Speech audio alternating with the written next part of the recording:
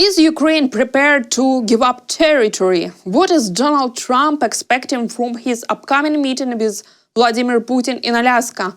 And how did a Russian attack on a training camp in Ukraine claim the lives of foreign volunteers?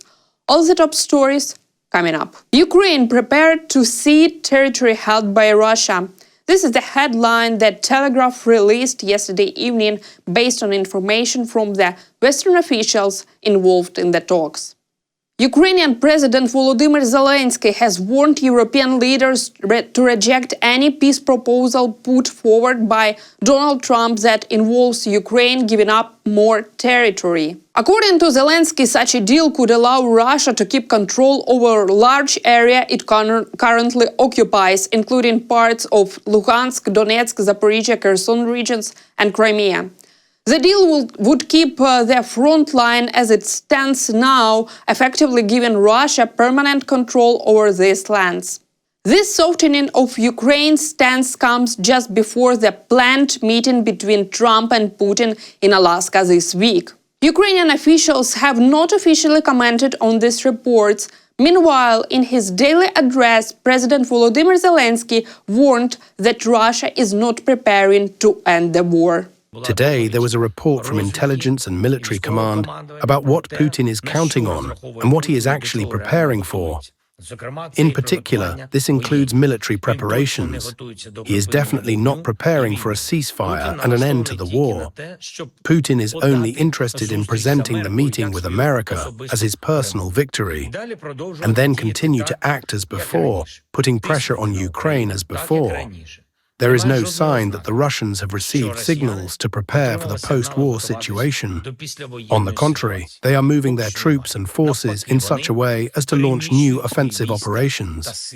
Donald Trump hopes for good talks with Putin, but twice slips up saying he's going to Russia, not Alaska.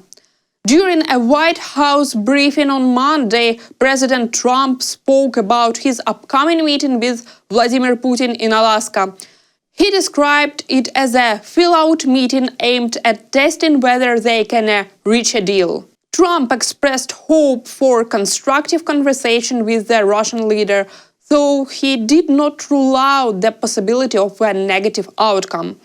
He also said that right after the meeting, he plans to call Zelensky and European leaders to update them on how the talks went and what kind of agreement might be possible. We're going to have a meeting with Vladimir Putin, and at the end of that meeting, probably in the first 2 minutes, I'll know exactly whether or not a deal can be made. How will you know that? Because that's what I do. I make deals.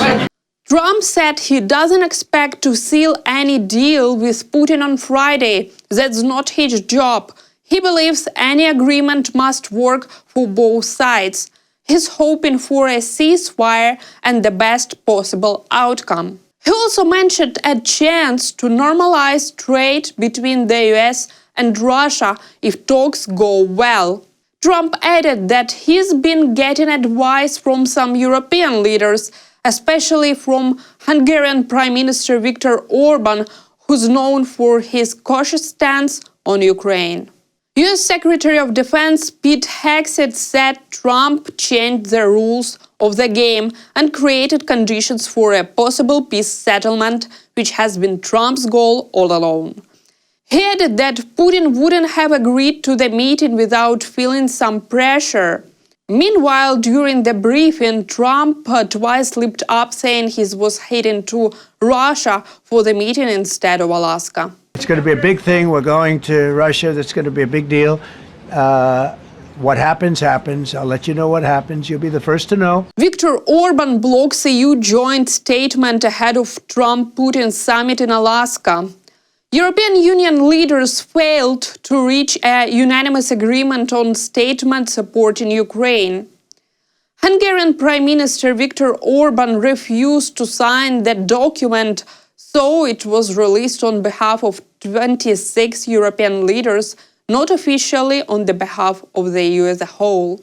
In their statement, European leaders welcomed President Trump's peace efforts, but stressed that any just and lasting peace must respect international law.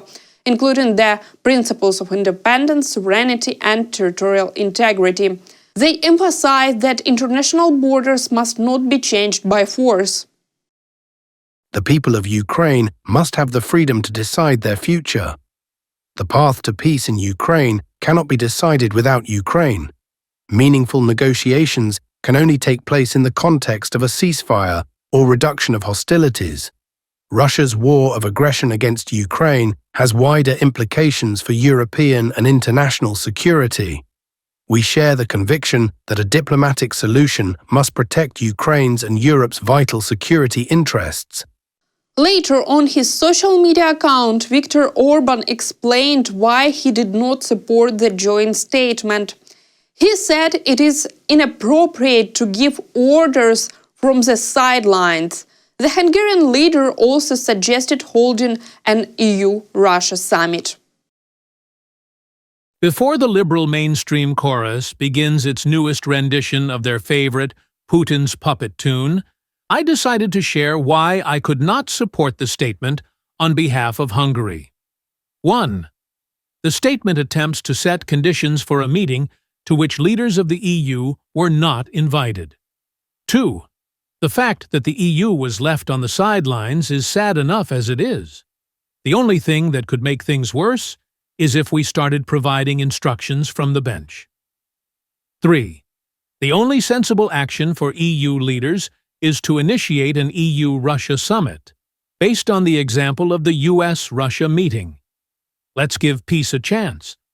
China and the US extended tariff truce for another 3 months. US President Donald Trump has extended the tariff truce with China for 90 more days. On Monday, just hours before the previous agreement was set to expire, he signed an executive order to keep the deal in place. Without this order, tariffs on Chinese imports to the US would have jumped to 145%. Later, China also agreed to this extension. Both sides have agreed to pause the introduction of additional 24% tariffs, while existing 10% tariffs remain in effect.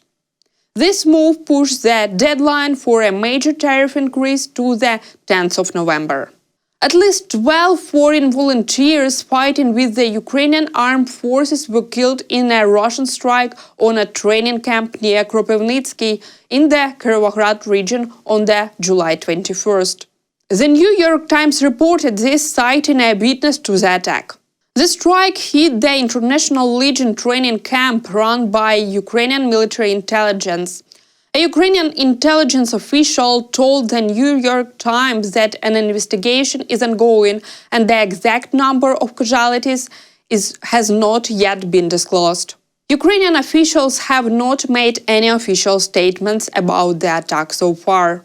A newly recruited American soldier from Florida said he saw at least 15 dead and about 100 wounded soldiers lying on the ground near the mess hall. According to the source, air raid sirens did not sound before the strike, and after the attack he discovered that there were no first aid kits in the mess hall. 2 foreign soldiers who were training at the base said that before the strike last month there were dissatisfaction at the camp due to the poor security measures. Commander of the Ukrainian Armed Forces Alexander Syrsky said that military personnel at training grounds must respond immediately to air raid warnings and enemy drones. He added that the military will move training activities to protected underground locations as much as possible. That's all for now. Stay with us and don't forget to subscribe for more news.